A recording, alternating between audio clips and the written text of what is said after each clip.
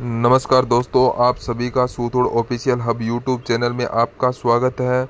तो आज हम जो क्लास है वो करने वाले हैं पटवारी भर्ती की परीक्षा के जो मॉडल पेपर है 100 क्वेश्चन मॉडल पेपर के वो यहाँ पर करने वाले हैं। तो आप क्लास को शुरू से लेकर लास्ट तक ज़रूर देखना और ये पेपर आपके लिए बहुत ही महत्वपूर्ण होने वाले हैं। तो अभी तक किसी ने चैनल को सब्सक्राइब नहीं किया तो चैनल को सब्सक्राइब कर दीजिए। अगर जो क्लास पसंद आए तो लाइक कीजिएगा और अपने दोस्तों तक ज़्यादा से ज़्यादा शेयर कीजिएगा। तो यहाँ पर आज के जो पेपर है, जो मॉडल पेपर है, वो यहाँ पर अपने को देखने वाले हैं। जो इम्पोर्टेंट क्वेश्चन है, अगर आप इसमें से 100 में से अगर आपने 95 क्वेश्चन ही राइट कर दिए तो आपका सिलेक्शन पक्का है। तो आज की क्लास है, अपने को शुरू करते हैं। तो यहाँ पर शुभारंभ करते हैं। आपके सामने पहला ही क्वेश्चन आपके स्क्रीन पर इस प्रकार से है। प्रश्न है, राजस्थान में गोला, दरोगा, चाकर, चेला आदि संबोधन किसके लिए प्रयुक्त होते थे? तो दोस्तों ये किसके लिए प्रयुक्त होते थे? तो इसका राइट आंसर हो जाएगा वो है दोस्तों, इसमें प्रयुक्त होते थे घरेलू दास के लिए। ठीक है, घरेलू दास के लिए। तो यहाँ पर आपका बी ऑप्शन है, बिल्कुल है, राइट हो जाएगा, घरेलू दास है। नेक्स्ट क्वेश्चन है, निम्नलिखित में से कौन सा युगों में सम्मिलित है? तो बताइए इसमें कौन सा है जो सम्मिलित है, बताया गया है यहाँ पर। तो देखिए यहाँ पर देखिए इसमें बोर, भारमली, सत्य प्रकाश जोशी। तो दोस्तों यह बिल्कुल सही है, बोल भारमली। यह राजस्थान भाषा का प्रसिद्ध साहित्यकार ग्रंथ है और इसकी रचना है वह सत्य प्रकाश जोशी के द्वारा की गई थी। तो यहाँ पर इसमें राइट आंसर आपका है वो सी ऑप्शन है, वो बिल्कुल इसका राइट आंसर हो जाएगा, इसका बिल्कुल सही उत्तर हो जाएगा। ठीक है दोस्तों, फिर देखिए विरुद्ध चिहतरी। इस ग्रंथ के जो लेखक है वो है दुस्सा आटा और रजिया रा सोरठा। ये उदयराज उज्ज्वल है, तो ये गलत हो जाएंगे दोस्तों। तो करपारा खेड़िया, ठीक है, करपारा खेड़िया, ठीक है। और यहाँ पे केसरिया विलास ग्रंथ के जो रचयिता है वो दोस्तों हो जाएंगे यादवेंद्र शर्मा। ये भी गलत है।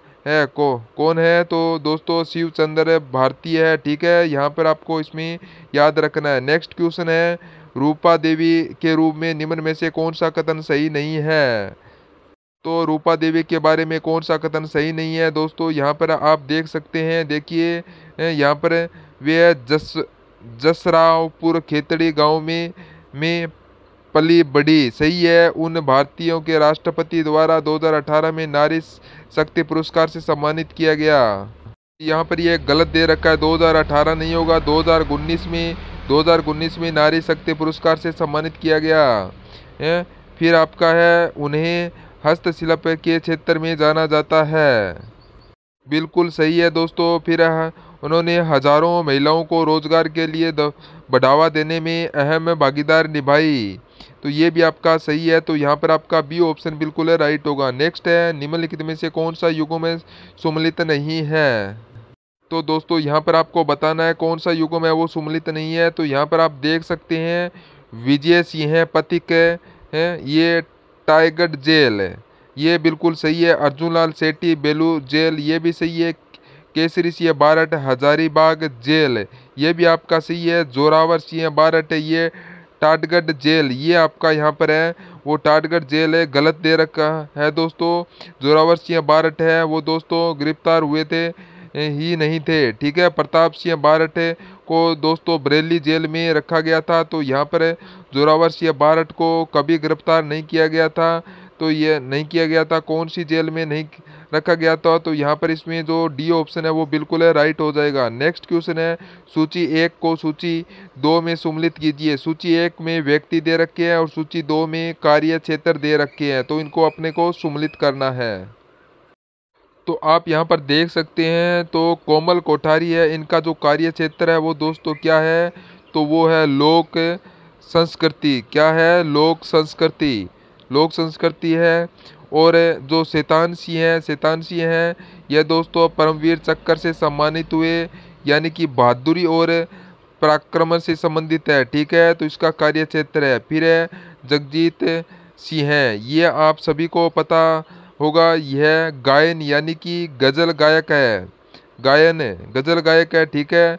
तो ये गायन से संबंधित है। और पंडित जबरमल शर्मा, जाबरमल शर्मा है, ये पत्रकारिता से संबंधित है। तो यहाँ पर इसका राइट आंसर हो जाएगा वो आपका कौन सा हो जाएगा। तो यहाँ पर आपका कौन सा दे रखा है ऑप्शन। तो यहाँ पर आपका देखिए C, D, A, B, तो यहाँ पर C ऑप्शन आपका बिल्कुल है राइट हो जाएगा। नेक्स्ट क्वेश्चन है, राजस्थान के ग्रामीण पर्यटन स्थलों को उनके संबंधित प्रदेशों से सम्मिलित कीजिए। एक तरफ है अवस्थित प्रदेश है तो दूसरी तरफ ग्रामीण पर्यटन स्थल है। दोस्तों यहाँ पर आप देख सकते हैं मेवाड़ के अंदर, दोस्तों मेवाड़ के अंदर कौन सा पर्यटन स्थल है। तो दोस्तों हल्दी घाटी, मेवाड़ के अंदर कौन सा है। तो मेवाड़ के अंदर आपका हल्दी घाटी और मेणाल। तो हाड़ौती, हाड़ौती के अंदर दोस्तों हाड़ौती में रामेश्वर और सीताबाड़ी का मेला लगता है दोस्तों। फिर आपका हड़ौती क्षेत्र में मारवाड़ के अंदर आता है। तो फिर मारवाड़ में आपका दोस्तों अंदर आता है ओसिया व किराड़ू का है। फिर शेखावाटी के दोस्तों ताल सापरा और जीण माता का मंदिर आता है, ठीक है। तो यहाँ पर इसका राइट आंसर हो जाएगा वो दोस्तों इसमें कौन सा हो जाएगा तो यहाँ पर आपका देखिएगा, यहाँ पर आपका राइट हो जाएगा 3, 4, 2, 1। तो सी ऑप्शन आपका बिल्कुल है राइट होगा। नेक्स्ट क्वेश्चन है, निम्नलिखित में से कौन सा समूह दक्षिणी राजस्थान की पर्वतन चोटियों का उसकी ऊंचाई के अनुसार सही अवरोही क्रम है। सही अवरोही क्रम है वो अपने को यहाँ पर बताना है। तो दोस्तों यहाँ पे जो सुजानगढ़ है, सायरा है, नागपानी, गोगुनंदा बिल्कुल सही दे रखा है। यहाँ पे सुजानगढ़ की ऊंचाई है वो दोस्तों सुजानगढ़ की ऊंचाई 938 मीटर, ठीक है। और जो सायरा की ऊंचाई है वो 900 है और नागपणी की ऊंचाई है वो 867 मीटर है। गोगुनंदा की ऊंचाई 840 मीटर है, ठीक है। ये दोस्तों अवरोही क्रम है। तो यहाँ पर इसमें 1 नंबर का जो ऑप्शन है ए ऑप्शन है वो बिल्कुल सही है। नेक्स्ट क्वेश्चन है, राजस्थान के अरावली पर्वत की निम्नलिखित चोटियों को उनकी ऊंचाई के आधार पर आरोही क्रम व्यवस्थित करें। आरोही क्रम मतलब बढ़ते हुए क्रम में, ठीक है दोस्तों। यहाँ पर आप देख सकते हैं, देखिए तारागढ़ की जो ऊंचाई है तो यहाँ पर जो आपके पहला ही दे रखा है यहाँ पर है तारागढ़ है, इसकी ऊंचाई है दोस्तों वो 870 मीटर, ठीक है। फिर है अंचलगढ़ की ऊंचाई दोस्तों वो दोस्तों कितनी है 1380 मीटर है अंचलगढ़ की। फिर है कमलनाथ की जो ऊंचाई है कमलनाथ की, तो यहाँ पर वो हो जाएगी 1001 मीटर। और रघुनाथगढ़ की जो ऊंचाई है वो 1055 मीटर है, ठीक है। तो अगर अपन इसको आरोही क्रम में किया जाए तो दोस्तों सबसे पहले क्या आएगा, सबसे पहले आपका यहाँ पर देखिएगा, सबसे पहले आपका तारागढ़ गढ़ आएगा यानी कि 1, 3, 4, 2 तो यहाँ पर बिल्कुल सही उत्तर हो जाएगा। यहाँ पर आपका कौन सा ऑप्शन राइट हो जाएगा। तो यहाँ पर आपका देखिएगा वो 1, 3, 4, 2 तो यहाँ पर बी ऑप्शन है वो बिल्कुल है राइट होगा। नेक्स्ट क्वेश्चन है, निम्नलिखित में से किस शब्द का संधि विच्छेद गलत है। तो यहाँ पर कौन सा संधि विच्छेद है वो यहाँ पर है गलत दे रखा है। तो गलत है वो कौन सी संधि विच्छेद हो रखा है दोस्तों, यहाँ पर देखिएगा पितृपदेश यानी कि पितृ प्लस उपदेश। तो ये यहाँ पर आपका गलत दे रखा है, ये आपका बिल्कुल यहाँ पर सही नहीं होगा। यहाँ पर क्या आ जाएगा तो वो आएगा आपका पितर प्लस उपदेश, पितर आएगा यहाँ पर आपका। तो ए ऑप्शन है वो आपका बिल्कुल सही हो जाएगा। ए ऑप्शन आपका बिल्कुल राइट हो जाएगा, ठीक है दोस्तों। तो ये यहाँ पर आपको ध्यान से देखना है इन क्वेश्चनों को, ठीक है। नेक्स्ट क्वेश्चन है, निश्चल शब्द में किस उपसर्ग का प्रयोग हुआ है। तो सभी को पता है इसमें निश्चल उपसर्ग का है निस होगा, निस। तो यहाँ पर आपका डी ऑप्शन है वो बिल्कुल राइट हो जाएगा। यहाँ पर देखिए अगर मैं संधि की बात करूँ तो इसमें संधि नी है प्लस चल तो हो जाएगा, ठीक है। लेकिन नी है प्लस चल है और मैं यहाँ पर उपसर्ग की बात करूँ तो दोस्तों यहाँ पर निस प्लस छल हो जाएगा, यानी कि यहाँ पर डी ऑप्शन है वो बिल्कुल राइट होगा। चलिए नेक्स्ट क्वेश्चन है यहाँ पर है, मृत्युंजय शब्द में कौन सा समास है। मृत्युंजय शब्द में कौन सा समास है? तो दोस्तों इसमें भव्य समास है दोस्तों। राइट आंसर हो जाएगा यहाँ पर बहुभव्य समास है। तो यहाँ पर आपका जो डी ऑप्शन है वो बिल्कुल राइट हो जाएगा। नेक्स्ट क्वेश्चन है, किस विकल्प में शब्द युग्म का अर्थ भेद सही नहीं है? तो दोस्तों यहाँ पर आप देख सकते हो, इसमें देखिए विपिन विपन है, ठीक है। तो यहाँ पर विपिन का मतलब होगा जंगल और विपिन का मतलब होगा कष्टकारी। तो यहाँ पर ये उल्टा दे रखा है, ठीक है। विपिन का मतलब हो जाएगा जंगल पहले आता है और कष्टकारी बाद में आता है। तो यहाँ पर इसका सही होता है, ठीक है। यहाँ पर इसमें सी ऑप्शन है वो बिल्कुल है राइट हो जाएगा। चलिए नेक्स्ट क्वेश्चन है, किस क्रमांक में सही शब्द पर्यायवाची है? तो दोस्तों यहाँ पर देखिएगा सहसा साक्ष्य मधवा विंडोज पर्वतारी। तो दोस्तों ये सभी है, ये इंद्र के पर्यायवाची है दोस्तों, ठीक है। तो यहाँ पर इसमें राइट आंसर हो जाएगा सी ऑप्शन है वो बिल्कुल राइट होगा, ये इंद्र के पर्यायवाची है दोस्तों। तो ये आपको यहाँ पर ध्यान रखना है, याद रखिएगा सी ऑप्शन आपका बिल्कुल राइट होगा। नेक्स्ट क्वेश्चन है, उपत्यका का विलोम क्या है? तो बताइए उपत्यका का विलोम है वो क्या हो जाएगा? तो इसमें आदित्यका हो जाएगा, सी ऑप्शन राइट होगा। नेक्स्ट क्वेश्चन है, वर्तनी की दृष्टि से कौन सा शब्द अशुद्ध है? तो यहाँ पर कौन सा शब्द है जो है वो अशुद्ध दे रखा है? वो है चतुर्णी यह अशुद्ध दे रखा है। तो यहाँ पर आपका डी ऑप्शन है वो बिल्कुल राइट हो जाएगा। तो यहाँ पर आपका बिल्कुल राइट हो जाएगा, चतुर्णी है, डी ऑप्शन है बिल्कुल राइट हो जाएगा, और बाकी है वो शुद्ध दे रखे है, ठीक है। नेक्स्ट क्वेश्चन है, यहाँ पर आपसे पूछा है निम्नलिखित में से शुद्ध वाक्य है। तो यहाँ पर अपने को क्या करना है, शुद्ध वाक्य को ज्ञात करना है। तो शुद्ध वाक्य है दोस्तों वो कौन सा है? यह कविता अनेक भाव प्रकट करती है, तो बिल्कुल ठीक है, ये बिल्कुल सही है। तो यहाँ पर आपका सी ऑप्शन है वो बिल्कुल सही उत्तर हो जाएगा, ये शुद्ध वाक्य दे रखा है, ठीक है। नेक्स्ट है, किस विकल्प में वाक्यांश के लिए सही शब्द का प्रयोग नहीं हुआ है? बताइए किस वाक्यांश में सही शब्द का प्रयोग नहीं हुआ है? तो दोस्तों यहाँ पर आपका कौन सा है कि पर्वत के ऊपर की सतह उपत्यका। तो यहाँ पर जो उपत्यका है, पर्वत के ऊपरी सतह है, उपत्यका नहीं बोलते हैं, इसको आदित्यका बोलते हैं, और बाकी सभी के सभी ऑप्शन है राइट है। तो यहाँ पर बी बिल्कुल सही होगा। नेक्स्ट क्वेश्चन है, इनमें से किस विकल्प में अंग्रेजी पारिभाषिक शब्द का समानार्थी हिंदी शब्द नहीं है? तो बताइए कौन सा हिंदी शब्द नहीं है? दोस्तों यहाँ पर देखिए आपको दिए गए तरह अंग्रेजी के जो शब्द दे रखे हैं, दूसरी तरफ है जो हिंदी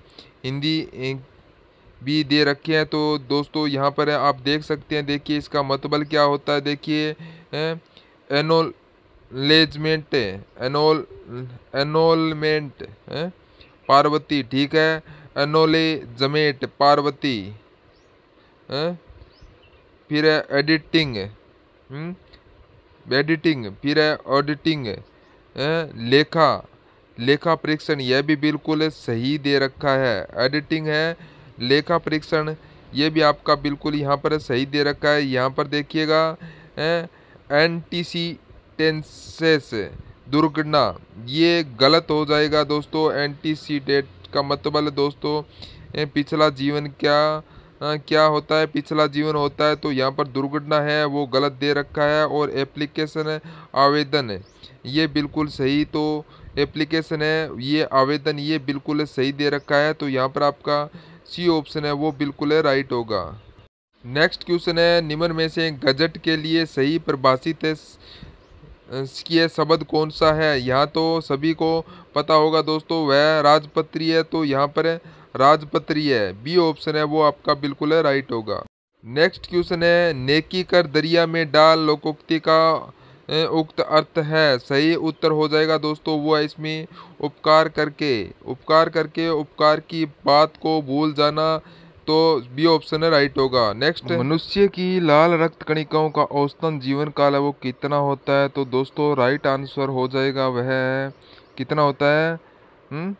तो मनुष्य के लाल रक्त कणिकाओं का जो औसतन जीवन काल है वो 120 दिन होता है। कितना? 120 दिन होता है लाल रक्त कणिकाओं का औसतन जीवन काल। अगर मैं बात करूं दोस्तों श्वेत रक्त कणिकाओं का जीवन काल है तो दोस्तों वो होता है 10 से 15 दिन का, ठीक है। और बीबा का जो जीवन काल है वो होता है आपका 5 से 9 दिन का, ठीक है। चलिए नेक्स्ट क्वेश्चन है, रक्त का थक्का बनाने के लिए निम्न में से कौन सा विटामिन उत्तरदायी है? बताइए। यह तो सभी को पता होगा दोस्तों, विटामिन के रक्त का थक्का जमाने के लिए दोस्तों ये सहायक है। तो विटामिन के तो यहाँ पर है आपका राइट आंसर हो जाएगा ए ऑप्शन, ठीक है। नेक्स्ट क्वेश्चन है, निम्न में से कौन सा विषाणु जनित रोग है? तो बताइए कौन सा विषाणु जनित रोग है? टाइफाइड है, मलेरिया, हैजा, रेबीज है? तो यहाँ पर जो विषाणु जनित रोग है वो आपका है रेबीज। सी ऑप्शन है वो आपका बिल्कुल राइट हो जाएगा। रेबीज है ये एक विशेष रूप से कुत्ते के काटने से फैलता है। तो यहाँ पर आपको याद रखना है, और यह एक संक्रामक रोग है, कुत्ते, बिल्ली, बंदर आदि के काटने से ये फैलता है। नेक्स्ट क्वेश्चन है, निम्न में से असंगत युग्म का चयन कीजिएगा। तो यहाँ पर आपको क्या करना है? यहाँ पर चयन करना है असंगत युग्म को, है तो वो बताना है दोस्तों। यहाँ पर देखिएगा लैक्टिक अम्ल है दूध में पाया जाता है दोस्तों, बिल्कुल सही है। एसिटिक अम्ल है ये सिरका में पाया जाता है, तो दोस्तों ये भी बिल्कुल सही है। फार्मिंग अम्ल है इमली, गलत है, हो जाएगा दोस्तों। इमली में अंदर तो टार्ट्रिक अम्ल है वो पाया जाता है, तो फार्मिंग अम्ल है वो किस में पाया जाता है दोस्तों? तो फार्मिंग अम्ल है ये चींटी के डंक में पाया जाता है, चींटी के डंक में पाया जाता है दोस्तों। ये भी आपको इसमें याद रखना है, चींटी के डंक में पाया जाता है ये फार्मिक अम्ल, ठीक है। सिट्रिक अम्ल है ये नींबू में पाया जाता है, बिल्कुल सिट्रिक अम्ल है। तो यहाँ पर आपका सी ऑप्शन बिल्कुल राइट हो जाएगा, ठीक है दोस्तों। चलिए नेक्स्ट क्वेश्चन है, कठोर जल से कपड़े अच्छे तरीके से साफ नहीं हो पाते हैं क्योंकि? बताइए कठोर जल से कपड़े अच्छी तरह से साफ नहीं हो पाते क्यों दोस्तों? बताइए, आप सभी को ये पता होगा दोस्तों, यह जल छूने में कठोर होता है, गलत हो जाएगा। कठोर जल में लवण कम होता है, कठोर जल भारी होता है, साबुन धूल के कणों पर जुड़ने के स्थान पर लवणों के साथ अभिक्रिया कर मेल बनाता है। तो दोस्तों यहाँ पर जो कथन है वो इसमें क्या हो जाएगा? तो यहाँ पर है ए ऑप्शन दोस्तों, यहाँ देखिए बिल्कुल सही है, साबुन धूल के कणों पर है। तो यहाँ पर आपका जो साबुन धूल के कणों पर जुड़ने के स्थान पर लवणों के साथ अभिक्रिया कर मेल खाता है। तो ये दोस्तों यहाँ पर ये आपका यहाँ पर उत्तर राइट आंसर हो जाएगा, बिल्कुल सही उत्तर हो जाएगा। ये कठोर जलों में कैल्शियम और मैग्नीशियम के आयरन होते हैं, ठीक है। और ये दोस्तों ये आयरन और सोडियम और पोटेशियम साबुन को अंगुल सल कैल्शियम और मैग्नीशियम साबुन में परिवर्तन कर देते हैं, ठीक है। तो यहाँ पर आपका ऑप्शन नंबर डी है वो आपका यहाँ पर बिल्कुल राइट हो जाएगा, ठीक है दोस्तों। चलिए नेक्स्ट क्वेश्चन है, दूरदृष्टि दोष में वस्तु का प्रतिबिंब बताइए।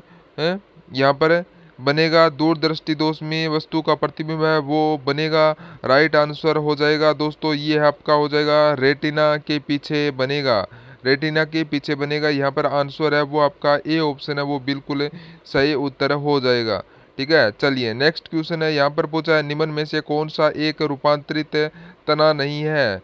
तो बताए रूपांतरित तना कौन सा नहीं है, बताओ दोस्तों। यहाँ पर अपना इनमें सही उत्तर हो जाएगा, देखिए आलू, शर्करा, प्याज, अदरक और तो यहाँ पर आलू, प्याज और अदरक ये तो आपका यहाँ पर बिल्कुल राइट हो जाएगा।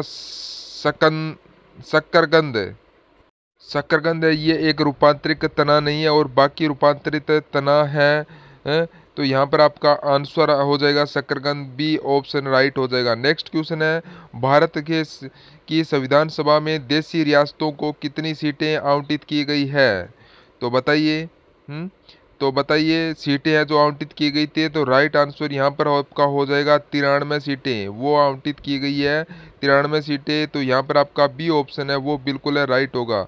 नेक्स्ट क्वेश्चन आपके लिए, निम्न में से कौन सी विशेषताएं भारतीय संविधान में विद्यमान नहीं है?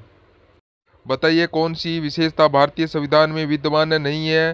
तो यह तो सभी को पता होगा दोस्तों। देखिए भारतीय संविधान है वह संघात्मक है और इसमें एकल नागरिकता का प्रावधान है। यहाँ पर जो नागरिकता है दोहरी नागरिकता प्रावधान नहीं है। तो यहाँ पर आपका ए ऑप्शन है वो बिल्कुल राइट हो जाएगा, ए ऑप्शन। ठीक है दोस्तों, चलिए नेक्स्ट क्वेश्चन है, भारतीय संविधान की प्रस्तावना में समता एवं बंधुत्व के आदर्श किस देश के संविधान से ग्रहण किया गया है? बहुत ही अच्छा क्वेश्चन है। भारतीय संविधान की प्रस्तावना में समानता एवं बंधुता के आदर्श किस देश के संविधान से ग्रहण किया गया है? तो दोस्तों इसका सही उत्तर हो जाएगा वो है दोस्तों यह आपका हो जाएगा फ्रांस। फ्रांस यहाँ पर आपका सी ऑप्शन है बिल्कुल राइट ऑप्शन हो जाएगा। नेक्स्ट क्वेश्चन है, निम्न में से कौन सी राष्ट्रपति की वित्तीय शक्ति नहीं है? तो यहाँ पर आपको राष्ट्रपति की वित्तीय शक्ति बताना है। तो यहाँ पर आपको देखिएगा यहाँ पर क्या है, वह भारत की आकस्मिक निधि से किसी अदृश्य व्यय हेतु अग्रिम भुगतान की व्यवस्था करता है।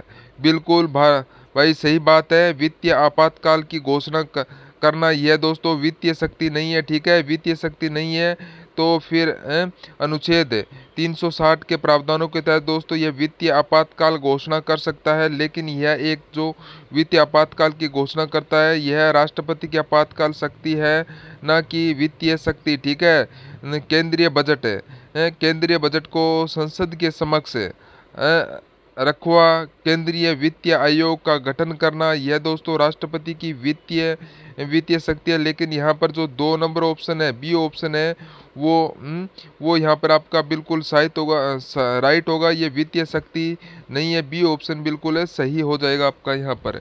ठीक है दोस्तों, नेक्स्ट क्वेश्चन है, निंदा प्रस्तावना के बारे में निम्न में से कौन सा कथन सही नहीं है? निंदा प्रस्तावना के बारे में कौन सा कथन सही नहीं है वह दोस्तों अपने को यहाँ पर बताना है। देखिए इसमें तो यहाँ पर क्या है, लोकसभा में इसे स्वीकार करने के कारण बताना अनिवार्य है। स्वीकार करने का कारण है वह बताना अनिवार्य है। निंदा प्रस्ताव यह संपूर्ण मंत्रिपरिषद में एक मंत्री के विरुद्ध लाया जा सकता है, यह भी बिल्कुल सही है। इसके पारित होने पर मंत्रिपरिषद को त्यागपत्र देना आवश्यक है। यह दोस्तों इसमें क्या है, गलत है, इसमें यह गलत दे रखा है। ठीक है दोस्तों, तो निंदा प्रस्तावना के पारित होने पर मंत्री परिषद को त्यागपत्र देने आवश्यक नहीं है। तो यहाँ पर आवश्यक है लिखित हुआ है तो इसे गलत हो जाएगा। तो यहाँ पर सी ऑप्शन है वो इस क्वेश्चन का बिल्कुल राइट कथन हो जाएगा। ठीक है, चलिए नेक्स्ट क्वेश्चन है, निम्न में से कौन सा संसदीय शासन व्यवस्था का दोष है? तो दोस्तों यहाँ पर देखिएगा क्या है, व्यापक प्रतिनिधित्व, उत्तरदायित्व, सरकार, विधायिकाएं एवं कार्यपालिकाओं के सामंजस्य शक्ति का और शक्ति का पृथक्करण का शक्ति का। तो यहाँ पर बिल्कुल सही उत्तर आपका कौन सा हो जाएगा? तो यहाँ पर शक्ति पृथक्करण के विरुद्ध डी ऑप्शन है वो बिल्कुल आपका राइट आंसर हो जाएगा, बिल्कुल सही उत्तर हो जाएगा, बिल्कुल सही हो जाएगा। तो यहाँ पर ये आपको याद रखना है। नेक्स्ट क्वेश्चन आपको, संसद को राज्य की सूची के विषय पर विधि बनाने की अधिकृत कौन कर सकता है? संसद को राज्य सूची के विषय पर विधि बनाने के लिए अधिकृत कौन कर सकता है? तो यहाँ पर आपका राइट होगा राज्यसभा। कौन कर सकता है? राज्यसभा दा बी ऑप्शन आपका वो बिल्कुल सही उत्तर हो जाएगा, अनुच्छेद 249 में लिखा गया। नेक्स्ट क्वेश्चन, खुदाई खिदमतगार की संगठन की जो स्थापना है वह किसके द्वारा की गई है? यह की गई दोस्तों यह खान अब्दुल गफ्फार खान के द्वारा, यहाँ पर खान अब्दुल गफ्फार के द्वारा की गई है। तो यहाँ पर आपका जो राइट आंसर है वो डी ऑप्शन आपका बिल्कुल राइट हो जाएगा। नेक्स्ट क्वेश्चन है, निम्न में से किसे महात्मा गांधी के नमक सत्याग्रह की तुलना नेपोलियन की एल्बा से पेरिस यात्रा से की है?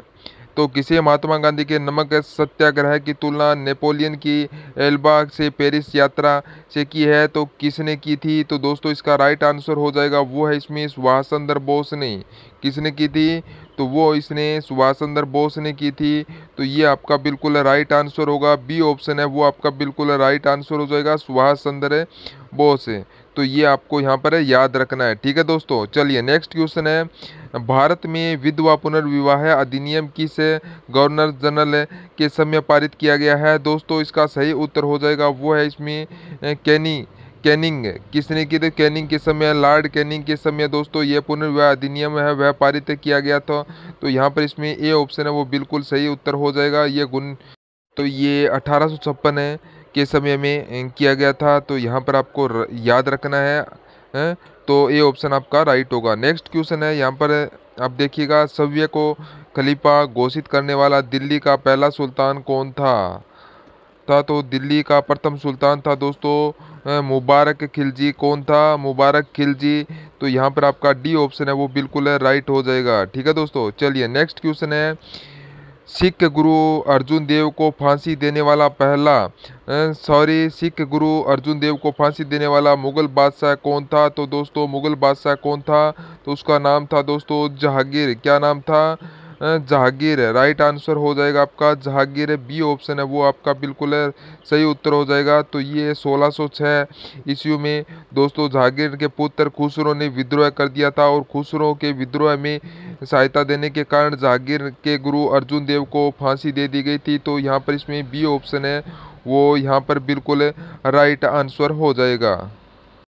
नेक्स्ट क्वेश्चन है, अशोक के किस अभिलेख से मौर्यकालीन कराधान पद्धति की जानकारी मिलती है? तो बताइए अशोक के किस अभिलेख से मौर्यकालीन कराधान पद्धति की जानकारी मिलती है? तो इसका राइट आंसर हो जाएगा वो है दोस्तों इसमें देखिए रोमन अभिलेख। कौन सा? रोमन देई अभिलेख। तो यहाँ पर इसकी जानकारी मिलती है, ठीक है, कराधान के संबंधित कराधान पद्धति की जो। तो यहाँ पर आपका सी ऑप्शन है वो बिल्कुल राइट हो जाएगा दोस्तों। कौन सा? रोमन देई अभिलेख, सी ऑप्शन आपका राइट होगा। नेक्स्ट क्वेश्चन है, महावीर स्वामी के प्रथम अनुयायी कौन थे? बताइए महावीर स्वामी के प्रथम अनुयायी है वह दोस्तों इसके उनके दोस्तों दामाद नाम तो सुना है, दामाद नाम तो सुना होगा दोस्तों, ठीक है। तो जामली, तो यहाँ पर है जमाली इसका राइट आंसर हो जाएगा है। तो यहाँ पर ए ऑप्शन है वो बिल्कुल सही उत्तर हो जाएगा, ठीक है। चलिए नेक्स्ट क्वेश्चन है, निम्न में से भारत में प्रमुख लौह अयस्क क्षेत्र नहीं है? तो बताइए कौन सा भारत में प्रमुख लौह अयस्क क्षेत्र नहीं है? तो दोस्तों आप यहाँ पर देख सकते हैं गुरु महिसानी यह कहाँ पर है? तो ये उड़ीसा में है, ठीक है, उड़ीसा के अंदर है। फिर है आपका नोवा मुंडी, ये दोस्तों कहाँ पर है? झारखंड में है, झारखंड में। बेलारी ये आपका बेलारी कर्नाटक में दोस्तों, यहाँ पर देखिए। फिर है खलाजल खंड, तो ये मध्य प्रदेश में है। और यह तांबा खनन क्षेत्र है, कहाँ पर है? एमपी में है। और यहाँ पर तांबा खनन क्षेत्र है एमपी के अंदर है। तो यह लौह अयस्क क्षेत्र नहीं है। तो यहाँ पर आपका बी ऑप्शन है वो आपका बिल्कुल है राइट हो जाएगा, ठीक है। नेक्स्ट क्वेश्चन है, आधुनिक भारत की पहली सफलता सूती वस्त्र मिल कहाँ स्थापित की गई है? दोस्तों यह स्थापित की गई है आपका कहाँ पर? मुंबई में, ठीक है। तो इसका राइट आंसर हो जाएगा मुंबई, बिल्कुल सही उत्तर होगा मुंबई। तो यहाँ पर आपका सी ऑप्शन है वो बिल्कुल राइट हो जाएगा, ये आपको याद रखना है। नेक्स्ट क्वेश्चन है, निम्नलिखित में से युग्मों से असंगत युग्म का अपने को यहाँ पर क्या करना है? चयन करना है। एक तरफ तो दोआबा है, एक तरफ नदी दे रखा है। तो दोस्तों यहाँ पर तो देखिएगा यहाँ पर कौन सा किसको क्या कहते हैं? तो यहाँ पर जो दे रखा है आपको ध्यानपूर्वक देखिएगा दोस्तों। दोआबा किसको बोलते हैं? दो नदियों के बीच की भूमि को दोआबा कहते हैं, ठीक है। अब दोस्तों यहाँ पर देखिएगा बिस्त दोआबा, ये व्यास सतलज ये बिल्कुल राइट है। फिर रचना दोआब, ये चेनाब झेलम है। तो ये आपका यहाँ पर कहाँ पर हो जाएगा? रचना दोआब ये रावी नदी पर हो जाएगा। कहाँ पर है? रावी नदी पर हो जाएगा आपका। तो रावी नदी होता है तो यहाँ पर सही हो जाए होता है दोस्तों। रचना दबाव है, यह राव व चेनाब नदी के मध्य के जो क्षेत्र, मध्य का जो क्षेत्र है उसको कहा जाता है। ठीक है। फिर है बारी द्वाब, ये दोस्तों व्यास और रावी नदी के मध्य के बीच को कहा जाता है। और सिंधु सागर दबाव है, ये दोस्तों झेलम झेलम चेनाब सिंध के बीच का क्षेत्र को कहा जाता है। तो यहाँ पर है असंगत युग्म कौन सा हुआ है? तो यहाँ पर आपका बी ऑप्शन है वो बिल्कुल है राइट हो जाएगा। ठीक है। चलिए नेक्स्ट क्वेश्चन है, अलकनंदा एवं भागीरथी नदी का संगम किस स्थान पर होता है? कौन से स्थान पर होता है? तो ये सभी को पता होगा दोस्तों, यह होता है देवप्रयाग। देवप्रयाग में कहाँ पर होता है? देवप्रयाग में। तो यहाँ पर आपका ये ऑप्शन है राइट होगा। नेक्स्ट क्वेश्चन है, निम्न में से अम्ल वर्षा के लिए उत्तरदायी है? तो बताइए अम्ल वर्षा के लिए उत्तरदायी क्या है? तो दोस्तों सल्फर डाइऑक्साइड भी उत्तरदायी है, नाइट्रोजन के ऑक्साइड भी है। तो यहाँ पर आपका सी ऑप्शन है वो बिल्कुल सही उत्तर हो जाएगा। एक व दो दोनों है इसके अंदर बिल्कुल सही है। ठीक है। नेक्स्ट क्वेश्चन है, निम्न में से कौन सा एक ग्लोबल वार्मिंग का प्रभाव नहीं है? बताइए ग्लोबल वार्मिंग का प्रभाव दोस्तों कौन सा नहीं है? तो दोस्तों यहाँ पर देखिएगा, समुद्र के जल स्तर में वृद्धि है, प्रवाल विरंजन है ये, और ओजोन क्षरण है, फिर है वर्षा के प्रारूप के परिवर्तन। तो ये ओजोन क्षरण है, यह राइट हो जाएगा। नेक्स्ट क्वेश्चन है, अरुणाचल प्रदेश के म्यांमार से जोड़ने वाली दर्रा है? कौन सा है अरुणाचल प्रदेश और म्यांमार से जोड़ने वाली दर्रा, वह कौन सा है? तो वहाँ पर होगा दीफू दीफू। तो यहाँ पर है डी ऑप्शन है वो आपका बिल्कुल राइट आंसर हो जाएगा। ठीक है। चलिए नेक्स्ट क्वेश्चन है, इसरो के स्पेंडेक्स मिशन के संबंध में निम्न में से कौन सा कथन सत्य है? बताइए दोस्तों यहाँ पर है कौन सो स्पेंडेक्स मिशन के संबंध में कौन सा कथन है जो यहाँ पर सत्य है? तो इसमें देखिएगा, भारत अंतरिक्ष में उपग्रह डॉक करने वाला चौथा देश बना, बिल्कुल सही है। फिर मिशन में डॉक किए गए उपग्रह का नाम चेंज और टारगेट था, बिल्कुल सही बात है। फिर अंतरिक्ष में लोब के बीजों की अंकुरित कराने में सफलता मिली, यह भी दोस्तों बिल्कुल सही है। तो यहाँ पर डी ऑप्शन है वो बिल्कुल राइट हो जाएगा। डी ऑप्शन है उपरोक्त सभी कथन है सत्य है, डी ऑप्शन आपका बिल्कुल राइट है। नेक्स्ट क्वेश्चन है, हाल ही में भारत ने ड्रोन रोधी माइक्रो मिसाइल सिस्टम का परीक्षण किया है, जिसका क्या नाम है? तो बताइए हाल ही में भारत ने ड्रोन रोधी माइक्रो मिसाइल सिस्टम का परीक्षण किया है, जिसका नाम है वह दोस्तों कौन सा है?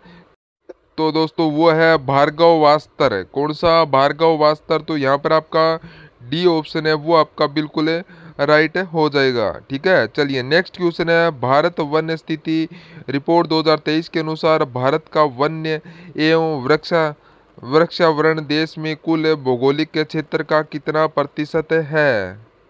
बताइए दोस्तों, बहुत ही अच्छा प्रश्न है। बताइए दोस्तों, अगर मैं बात करूं तो दोस्तों भारत की वन्य स्थिति रिपोर्ट 2023 की, तो इसके अंदर है भारत का वन्य एवं वृक्ष देश के कुल भौगोलिक क्षेत्र का कितना प्रतिशत है? तो वह दोस्तों है 25.17% है। कितना? 25.17% है।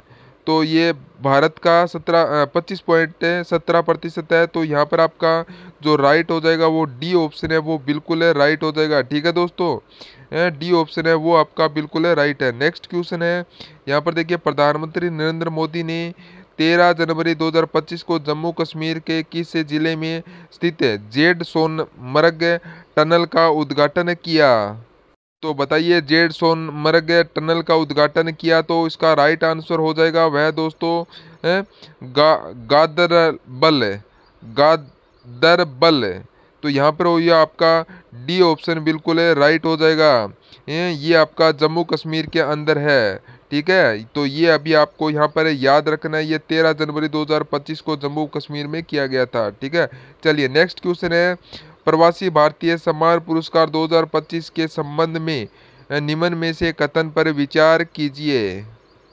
तो अपने को यहाँ पर निम्न कथनों को विचार करना है। तो दोस्तों अब अपने को यहाँ पर ये बताना है कि दो कथनों दे रखे हैं, बताना है कि कौन सा कथन है वो उसका सत्य है। ठीक है, तो दोस्तों यहाँ पर देख सकते हैं अपने राष्ट्रपति द्रौपदी मुर्मू ने 10 जनवरी को 27 लोगों को यह पुरस्कार प्रदान किया। तो यहाँ पर 10 जनवरी को 27 लोगों का यह पुरस्कार प्रदान किया है, तो यह भारतीय प्रवासी थे सम्मान पुरस्कार बिल्कुल सही बात है। फिर त्रिनिदाद टोबैगो की राष्ट्रपति क्रिस्टिन कार्ला कंगाल सार्वजनिक कैटेगरी को यह पुरस्कार दिया गया। तो दोस्तों ये भी बिल्कुल सही बात है दोस्तों। तो यहाँ पर दोनों कथन है वो बिल्कुल सही है। तो यहाँ पर अपना ऑप्शन है वो कौन सा हो जाएगा राइट है? तो वो यहाँ पर आपका बिल्कुल राइट हो जाएगा, सी ऑप्शन बिल्कुल राइट होगा दोनों। ठीक है, नेक्स्ट क्वेश्चन है यहाँ पर पूछा है कि बजट 2025 से 26 की घोषणा अनुसार मुख्यमंत्री अमृत आहार योजना के अंतर्गत किस आयु वर्ग के बच्चों को सप्ताह में 5 दिन दूध उपलब्ध कराया जाएगा? बहुत ही अच्छा प्रश्न है दोस्तों। यहाँ पर आंगनवाड़ी केंद्रों में दोस्तों 3 से 6 वर्ष के बच्चों को सप्ताह में पहले 3 दिन दूध मिलता है। अब दोस्तों वो बढ़ाकर 5 दिन कर दिया गया है। तो यहाँ पर है जो आपका राइट आंसर हो जाएगा वो आपका यहाँ पर कौन सा हो जाएगा? तो यहाँ पर सी ऑप्शन हो जाएगा 3 से 6 वर्ष के लिए। ठीक है, चलिए नेक्स्ट क्वेश्चन है मुख्यमंत्री बाल सबल योजना के संदर्भ में निम्न में से कथन विचार कीजिए। तो यहाँ पर अपने को कथन में का विचार करना है। ठीक है दोस्तों, तो यहाँ पर आप देख सकते हो दोस्तों इस योजना तो यहाँ पर क्या दे रखा है, इस योजना में दुर्लभ बीमारी से पीड़ित 18 वर्ष तक के बच्चों को 25 लाख रुपए का उपचार उपलब्ध कराया जाएगा। तो दोस्तों यह कथन है वह इसमें गलत है। ठीक है, तो दोस्तों गलत इसलिए हो जाएगा क्योंकि मुख्यमंत्री बाल संबल योजना के अंतर्गत दुर्लभ बीमारी के लिए जो 18 वर्ष तक के बच्चों को दोस्तों 50 लाख तक का उपचार उपलब्ध कराया गया है। तो यहाँ पर 25 लाख दे रखा है, तो इस कथन को गलत हो जाएगा। देखिए यहाँ तो ये आपका यहाँ पर गलत दे रखा है। अगला देखिएगा, इसमें देखभाल के लिए 10,000 प्रति माह की आर्थिक सहायता उपलब्ध कराई जाएगी। तो वो दी जाएगी। तो यहाँ पर 10,000 की जगह 5,000 आना चाहिए था, तो यहाँ पर 25 लाख की जगह 50 आना चाहिए था। तो ये दोस्तों दोनों कथन है वो दोस्तों इसमें गलत दे रखे हैं, दोनों ही गलत दे रखे हैं यहाँ पर है कथन दोनों ही गलत है। तो यहाँ पर अपना कौन सा ऑप्शन है वो बिल्कुल राइट हो जाएगा। उपरोक्त कथनों में कौन सा कथन है वो सत्य हो जाएगा। तो यहाँ पर है अपना राइट कौन सा होगा, तो वो होगा इनमें से कोई नहीं। तो डी ऑप्शन है वो आपका बिल्कुल राइट होगा।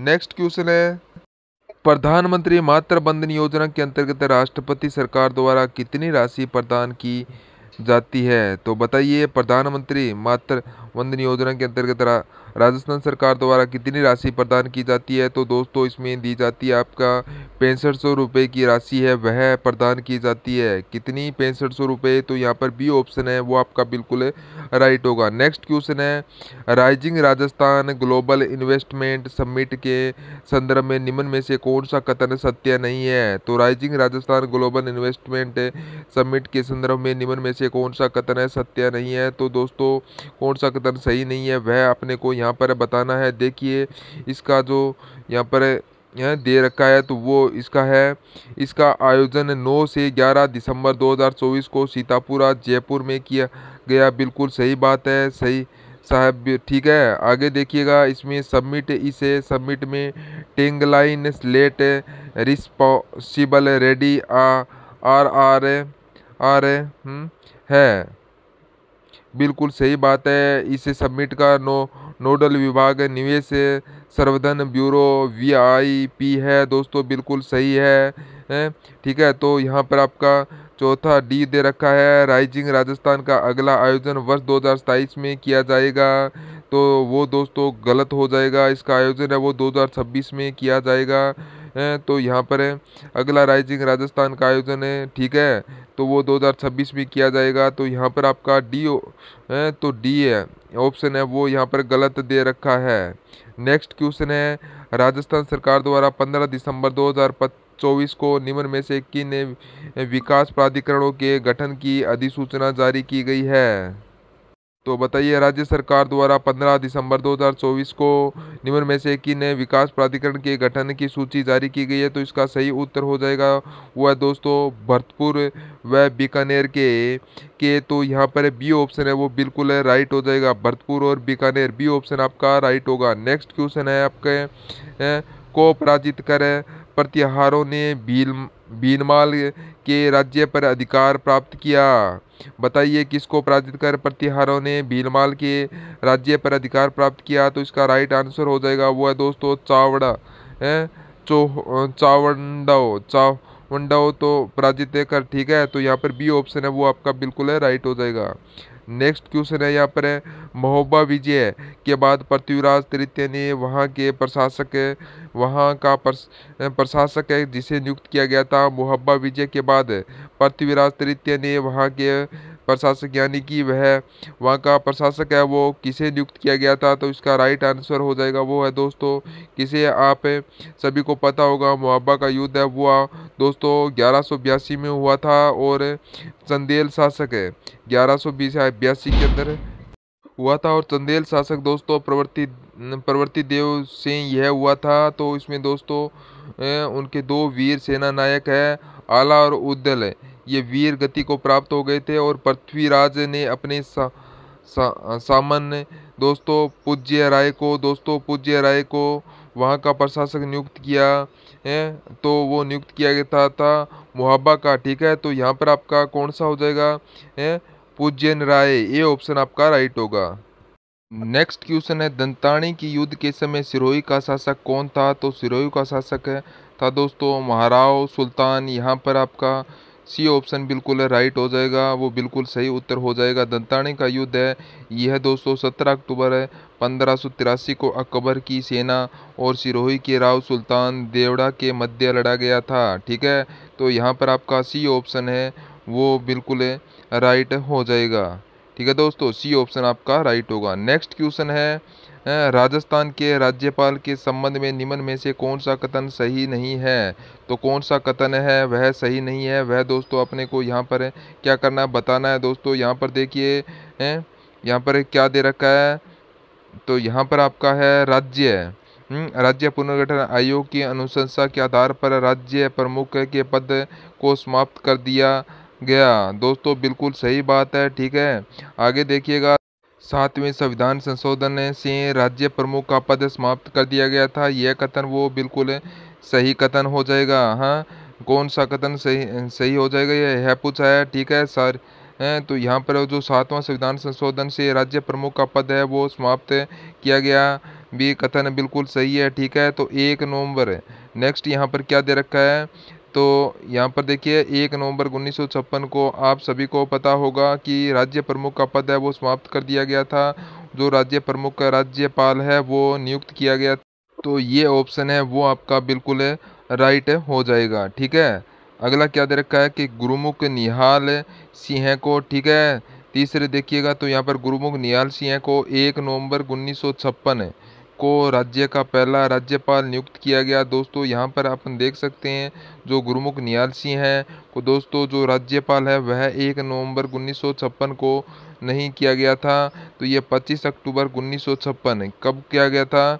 1 नवंबर 1956 को नहीं किया गया था, यह 25 अक्टूबर 1956 को राजस्थान के प्रथम राज्यपाल के रूप में नियुक्त किया गया था। तो यहाँ पर अपना सी ऑप्शन हो जाएगा। वो यहाँ पर आपका क्या है, सी ऑप्शन बिल्कुल गलत दे रखा है। तो ये 1 अक्टूबर 1956 होगा, यहाँ पर 1 नवंबर 1956 की जगह 1 अक्टूबर 1956 है उसको नियुक्त किया गया था। तो यहाँ पर सी ऑप्शन है वो गलत दे रखा है, तो इस पर्सन का ये बिल्कुल राइट आंसर हो जाएगा, ठीक है। तो सी ऑप्शन। चलिए नेक्स्ट क्वेश्चन है यहाँ पर यहाँ अगला क्या दे रखा है, हरिभाऊ किशन राव बागड़े 31 जुलाई 2024 को राजस्थान के राज्यपाल का पद संभाला है, पदभार संभाला। तो दोस्तों यह पे बिल्कुल सही सही है, ठीक है। तो यह भी आपका तो यहाँ पर है, इसमें बिल्कुल सही दे रखा है। तो यहाँ पर आपका सी ऑप्शन है वो बिल्कुल राइट हो जाएगा। नेक्स्ट क्वेश्चन है, कौन सी विधानसभा भंग होने के कारण राजस्थान में प्रथम मध्यावधि चुनाव हुए? तो प्रथम मध्यावधि चुनाव है वो हुए थे दोस्तों छठी विधानसभा में। कब हुए थे? छठी विधानसभा में। तो यहाँ पर बी ऑप्शन है वो बिल्कुल सही हो जाएगा, बी ऑप्शन है, ठीक है। चलिए नेक्स्ट क्वेश्चन है, यहाँ पर पूछा है कि राज्य मंत्रिमंडल के सदस्यों की अधिकतम अनुमति संख्या है तो वो कितनी है? तो अनुमति संख्या वो है दोस्तों इसमें कितनी है, वो राज्य विधानसभा का 15% है, ठीक है। तो राज्य विधानसभा का 15% है, सीधा सा है 200 विधानसभा सीट का 15% है, आप निकाल लीजिएगा। और वह मंत्रिपरिषद यानी कि राज्य मंत्रिमंडल के सदस्यों की संख्या होगी यानी कि लगभग 30, ठीक है। तो कम से कम 12 हो सकती है। तो यहाँ पर है सी ऑप्शन है वो बिल्कुल है राइट हो जाएगा। नेक्स्ट क्वेश्चन है, राजस्थान के प्रमुख न्यायाधीश और अन्य न्यायाधीशों की नियुक्ति किसके द्वारा की जाती है? तो दोस्तों राजस्थान के मुख्य न्यायाधीश और अन्य न्यायाधीश की नियुक्ति किसके द्वारा की जाती है? तो भारत के मुख्य न्यायाधीश के द्वारा राजस्थान के मुख्य न्यायाधीश की नियुक्ति की जाती है और राज्य के राज्यपाल के साथ परामर्श कर राष्ट्रपति द्वारा की जाती है। तो दोस्तों ठीक है, तो भारत के मुख्य न्यायाधीश और राज्य के राज्यपाल के साथ समर्थन कर राष्ट्रपति द्वारा राजस्थान के मुख्य न्यायाधीश और अन्य न्यायाधीशों की नियुक्ति है वह की जाती है। नियुक्ति कौन करेगा? राष्ट्रपति करेगा। सलाह किसकी लेनी है दोस्तों? तो भारत के मुख्य न्यायाधीश की और राजस्थान के राज्यपाल की, ठीक है। तो यहाँ पर है बिल्कुल है राजस्थान के राज्यपाल, ठीक है। तो यहाँ पर आपका जो दे रखा है अगला क्या है, राजस्थान के न्यायाधीशों की नियुक्ति या मुख्य न्यायाधीशों की नियुक्ति कर ठीक है। तो मुख्य न्यायाधीश किसकी नियुक्ति नहीं करता, ठीक है। तो यहाँ पर है राष्ट्रपति करता है। तो यहाँ पर इसमें ए ऑप्शन है वो बिल्कुल है राइट है हो जाएगा, ठीक है। चलिए नेक्स्ट क्वेश्चन है, राजस्थान लोक सेवा आयोग के बारे में निम्न में से कौन सा कथन है सही है? नीचे दिए गए कोट से सही उत्तर का अपने को यहाँ पर क्या करना है, चयन करना है, ठीक है। दोस्तों यहाँ पर आप देख सकते हैं, देखिए यहाँ पर क्या दे रखा है। तो यहाँ पर आपका कोड नीति का चयन करना है। तो यहाँ पर आपका दे रखा है कि राजस्थान लोक सेवा आयोग अध्यादेश 20 अगस्त 1949 को प्रभाव और में आया और 20 अगस्त 1949 को क्या आया, प्रभाव में आया, ठीक है। दोस्तों बिल्कुल सही बात है।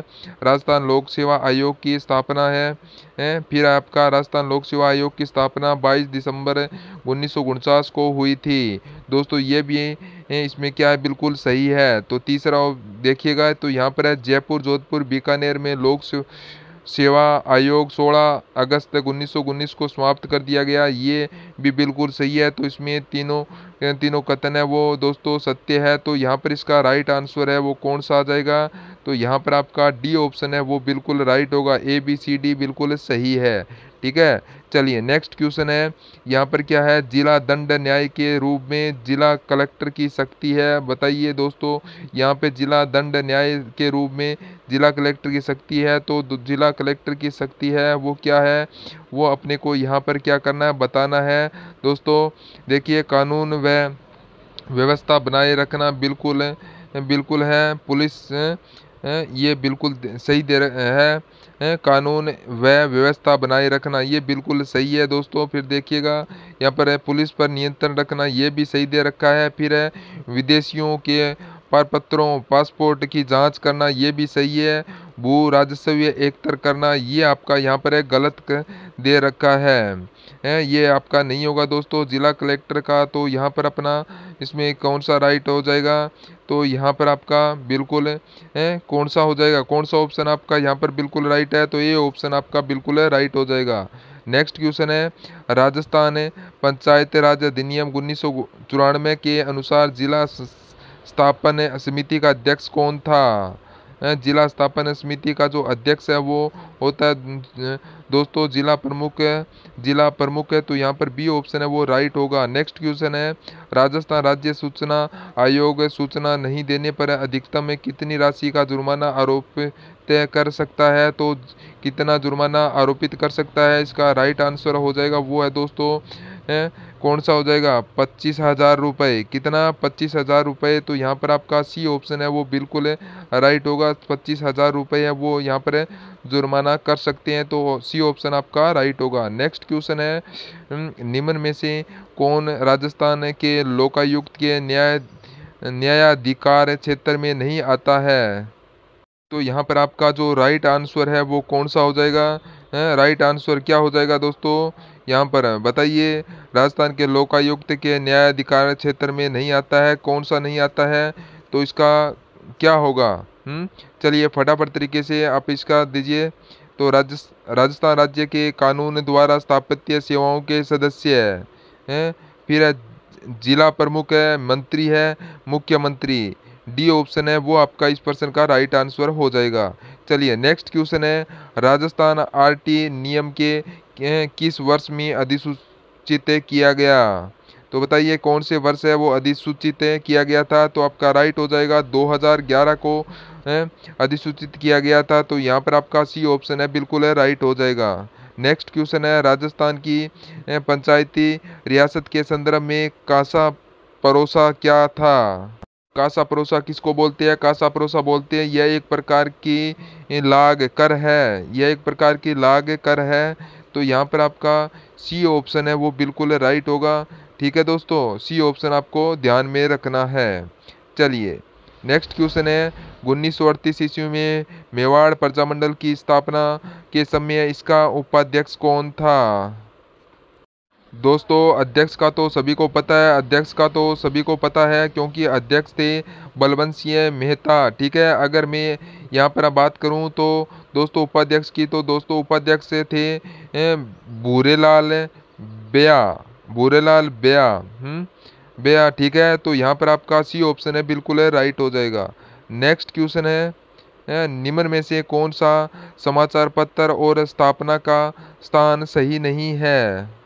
दोस्तों यहाँ पर आप देख सकते हैं इनमें। ठीक है, तो देखिए यहाँ पर देश हितैषी जो समाचार पत्र की जो स्थापना है वो अजमेर में बिल्कुल सही है। देश हितैषी है ये अजमेर में बिल्कुल सही है, देश हितैषी ये अजमेर के अंदर है, ये आपका बिल्कुल सही है दे रखा है यहाँ पर है। फिर आपका कौन सा हो जाएगा, श्रोध्य वाहक समाचार पत्र की स्थापना बांसवाड़ा में हुई, बिल्कुल सही है।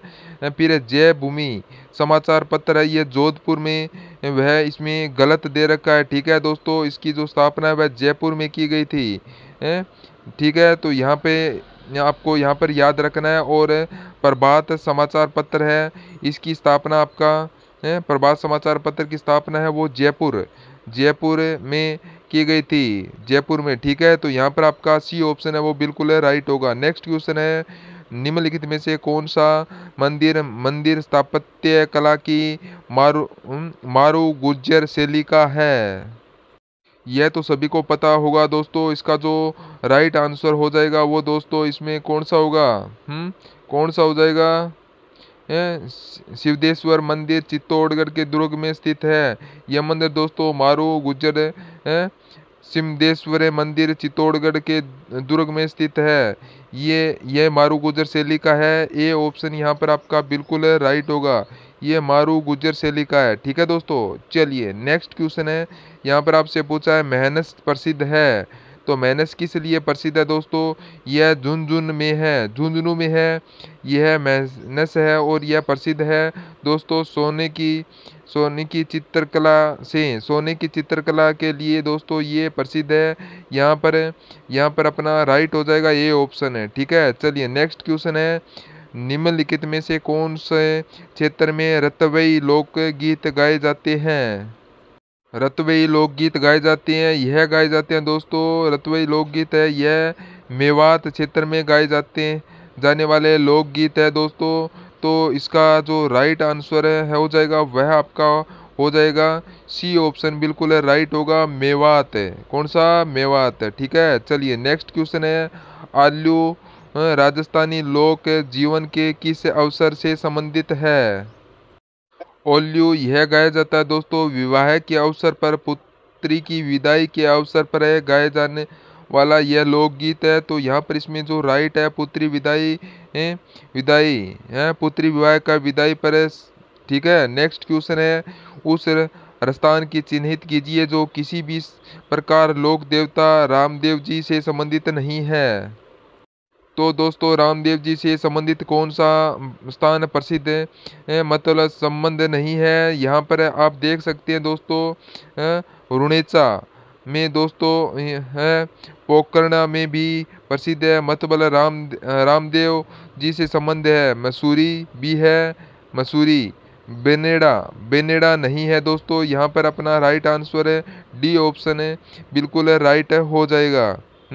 डी ऑप्शन है। ठीक है दोस्तों, इसका सही उत्तर हो जाएगा डी ऑप्शन। नेक्स्ट क्वेश्चन है, यहाँ पर आप देखिएगा है कि आध्यात्मिक विचारों को पुस्तकों में संकलित किया गया है? एक का शीर्ष मंत्र राज प्रकाश है। बताइए दोस्तों, इसका जो राइट आंसर हो जाएगा वो है इसमें संत हरिदास। संत हरिदास के आध्यात्मिक विचारों के पुस्तकों को संकलन किया गया है। एक शीर्ष मंत्र राज प्रकाशन है। ठीक है, तो यहाँ पर आपका डी ऑप्शन है वो बिल्कुल राइट होगा।